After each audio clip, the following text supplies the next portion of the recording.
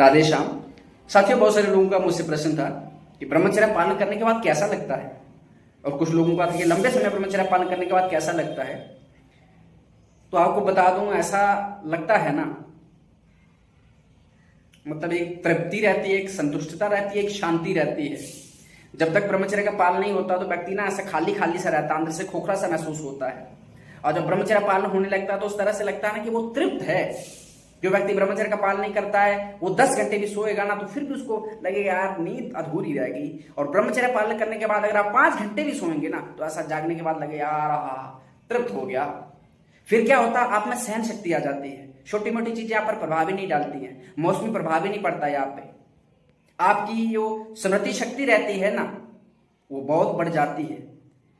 जो चीजें आपको पहले भूलने लग जाते हो ना, अभी मुझे याद है कि बचपन की छोटी छोटी चीजें मुझे याद आती है, शायद मैं पहले कभी कभी भूलने लग गया था।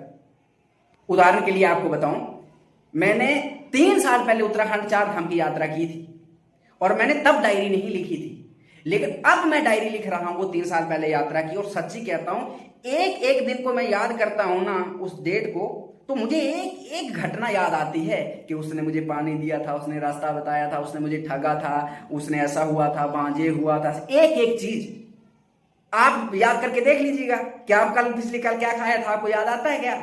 लेकिन मुझे 3 साल पहले की चीजें याद हैं कि कहाँ मुझे चाय पिलाई थी, किसने मुझे पैसे दिए थे, किसने फल दिया था, किसने सेब दिया था, किसने, एक एक चीज ये हो जाता है। फिर क्या होता है कि ब्रह्मचर्य पालन करने के बाद, जैसे अभी देख लो, आपको काम का बेग आता तो परेशान होने लगते हो ना, बेचैन होने लगते हो ना, फिर ये बेग सहने में आपको आनंद आता है, ऐसा लगता है हाँ कितनी ठंडक महसूस होती है।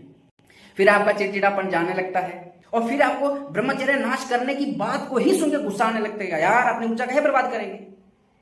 और फिर आप में ना आत्मविश्वास जागृत हो जाता है।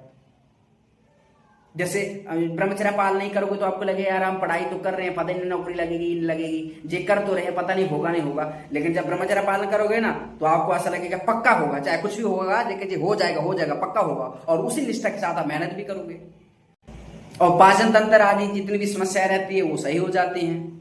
थकान नाम की चीज ही गायब हो जाती है। मुझे आज भी याद है, नेपाल यात्रा करते हुए 4-5 महात्मा मेरे साथ थे।